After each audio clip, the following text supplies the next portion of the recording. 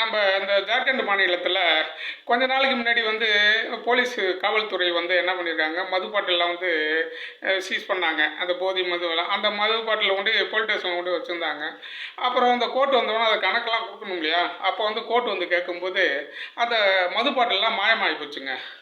பார்த்தா இப்போ காவல்துறை தரப்பில் வந்து கேட்குறாரு, கோர்ட் வந்து கேட்குறாரு, நீதிபதி வந்து கேட்குறாரு, எங்கெங்க அந்த மது பாட்டில்னா காவல்துறை சார்பில் வந்து என்ன சொல்கிறாங்கன்னா, எலி வந்து குடிச்சிட்டு போயிடுச்சுன்னு சொல்லிட்டாங்கங்க. அது அப்பயே ரொம்ப பேசப்பட்டது காமெடியாக. இப்போ மறுபடியும் என்ன ஆயிடுச்சுன்னா, இப்போ வந்து கஞ்சா வந்து பிடிச்சாங்க. அது அந்த கஞ்சா பிடிச்சிக்கொண்டு அதேமாரி அந்த மாநிலத்தில் இன்னொரு போலீஸ் ஸ்டேஷன் அது அங்கே கொண்டு வைக்கும்போது வந்து வச்சுட்டு அப்புறம் வந்து கோர்ட்டில் கேஸ் எல்லாம் நடக்கும் இல்லையா? நடந்து கொஞ்ச நாள் ஆயிடுச்சு. அப்புறம் வந்து அந்த கஞ்சா எத்தனை கிலோன்னு கணக்கு இருக்கும்போது பார்த்தா அப்பயும் அதே தாங்க சொல்கிறாங்க, எலி தின்னுட்டு போயிடுச்சு, இப்போ கஞ்சாவே இல்லைன்றாங்க காவல்துறை சார்பில். இவங்களே எடுத்து எல்லாத்தையும் விற்றுவிட்டு இப்படி பண்ணுறாங்க. எல்லா கஞ்சாவும் எலி தின்றுச்சு போயிடுச்சாங்க.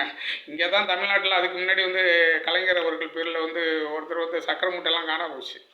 அப்போ வந்து கோர்ட்டில் யாரோ கேஸ் போட்டு அது இது பண்ணாங்க. அப்போ பண்ணும்போது அப்போ நீதிபதி கேட்டார், எங்கெங்க இந்த கோணிலாம் எங்கே அப்படின்னு கேட்டார். அதெல்லாம் வந்து கரையான் தின்னுச்சுங்கன்னாங்க. அப்போ சக்கரை இருந்தது அது எங்கன்னா அது வந்து எறும்பு தின்னுச்சு போச்சுன்ட்டாங்க. அப்புறம் ஒரு பதிலை சொல்லி அந்த கேஸை க்ளோஸ் பண்ணாங்க. அதுமாரி இப்போ செம காமெடியாக இருக்குங்க. எங்கே பார்த்தாலும் இதே பிரச்சனை போல் இருக்கு இல்லை?